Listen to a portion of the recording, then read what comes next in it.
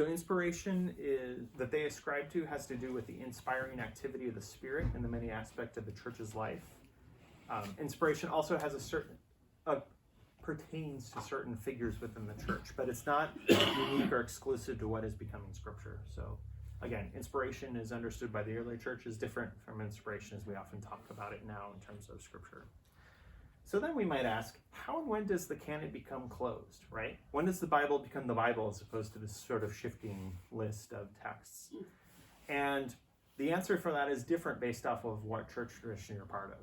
So in the so-called Eastern Church, right, so the Greek-speaking churches, this goes back to Athanasius in 367, but it's an ongoing question that happens throughout multiple synods within what becomes the Orthodox Church. So, and it's not really in the Greek church until the 10th century. But even then, there are 6 different lists that are considered canonized texts in various parts of the Greek church. Right? So even into the Middle Ages, it's contested, it's still considered open. In the Georgian church, you have the book of Revelation that's not translated into the Georgian language until the same time, the 10th century. In the Syrian church, we have a copy of the Syriac New Testament from 1170 that includes 1st and 3rd Clement, which are books we are not familiar with, and does not include Revelation. The Armenian church, similarly, the Armenian church is not going to include a copy of Revelation in their Bible until about the 12th century. You have the Coptic church. The Coptic language version of Athanasius' 39th Festal Letter does exist, probably not considered authoritative, and some scholars argue that their canon remained opened as late as the 15th century. However, that is not unique, because now let's switch to the Western churches, the Latin tradition. Now, the Latin church seemed to feel a stronger need to delineate the canon than the various Greek-speaking and other language churches in the East and the South did. And that goes back to the persecution of the Emperor Diocletian in 303, when all churches and all scriptures were ordered to be burned. So there's already the sense of what is considered something that's supposed to be burned, what's not, and that's unfortunately how that starts. And you have various lists of scripture that start to arise starting in the 4th century. And then you get to Jerome. And Jerome composes his version of the Latin Bible that you may have heard of called the Vulgate, which becomes very important for the Western Church, in 384. And the books that he includes generally become accepted as the New Testament canon. Augustine pretty much closes this debate of the New Testament in his work that he starts writing in 396, but again, doesn't quite get around to finishing until 426 on Christian learning. And he argues for 27 books that were argued for in the Synod of Hippo in 393, and then in the Synod of Carthage in both 397 and 419. So he's consistently arguing that there should be 27 books in the New Testament. And then things are mostly settled, but then 1,000 years later-ish, when we get to the time of the Renaissance and the Reformation in Europe, more questions emerge about what consists of the canon. And also, thank you, everyone. So the first actual official opinion given by a pope about this matter doesn't happen until the Council of Florence, which is 1439 to 1433. Right? That's the first time the pope actually weighs in and say this is what is canon. You have Luther's German New Testament translation that he publishes in September of 1522. And in that, he distinguishes 3 types of books in the New Testament. One, the books that, quote, show you Christ and teach you all that is necessary and salvatory for you to know. And in that list, he includes John's Gospel, 1 John, Romans, Galatians, Ephesians, and 1 Peter. And then you have the second collection of books that I haven't seen defined anywhere, which include the Synoptics, the rest of the Pauline literature, Acts, 2 Peter, and 2 and 3 John. And then there's the ones at the end, the third group of books in his translation, whose authenticity he doubts, and also are not individually numbered, which is sort of interesting. Like, he lists, book 1, book 2, and then he gets to these and it's kind of like, and that's Hebrews, James, Jude, and Revelation. We get to sort of the founder of our tradition, John Calvin. He recognized 27 books as being in the Hebrew Bible, although interestingly enough, he writes commentaries on almost every book of the Bible except 2 and 3 John and Revelation. He never gets around to doing that. And he was a prolific enough person that I suspect that if he wanted to, he could have, but that's my opinion.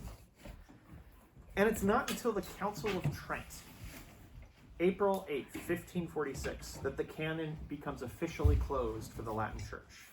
And that includes 27 books of the New Testament as the Roman Catholic Church and as Protestants know them today, right? So the canon is not closed in the West until the 16th century. Seems kind of late. What time is it, by the way? 10:30. All right. That's actually a good stopping point. Do we want to stop there and come back, or go a little bit further for those of you who were not running off to class? I'll forward y'all. Why don't we stop here? This is a really good, we go into context next, so it's a good breaking point. Thank you, everybody. Good to see you again, Josh. Happy New Year. All right. Questions, comments?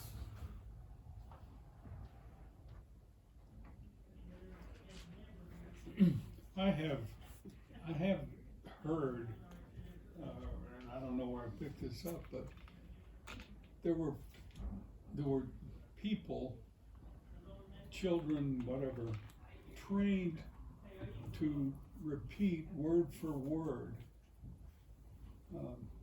things like the gospel or traditions or history or whatever. When people were not, literacy was very limited.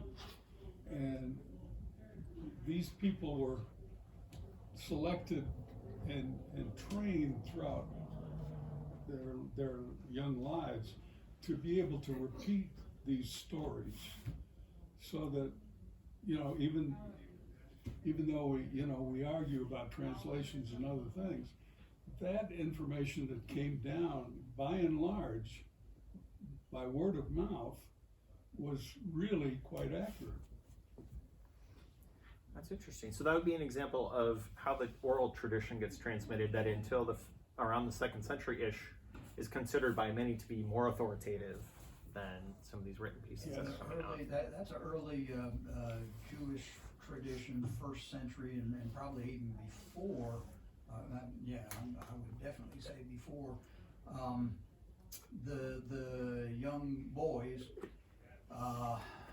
somewhere around, if my memory is correct, about 5 or 6 years old, they would start going into a craft or get apprenticed with a rabbi, and basically their job was to memorize the Torah. Yes. And what their rabbi had as Torah, and they would to be, later on in life, if they were going to be a rabbi, they had to be able to recite the Torah. Wow. So, But yeah. I don't know how many of you have attended a Seder, but part of that is one of the boys, I don't know whether it's the youngest or whatever, at the table has to recite, a certain Yep. scripture. And that's probably about the time of his bar mitzvah or something. Yes. In fact, to be bar mitzvah, there's a whole bunch of stuff they have to Yes, recite. they have to memorize a great deal. Yeah. I wouldn't say the whole Torah, but yeah. So yeah, when you were gone, we were talking about the time when they thought the spoken word was more authoritative than the written. We tend to think the written, well, there it is, but that point in time when the spoken was more valued.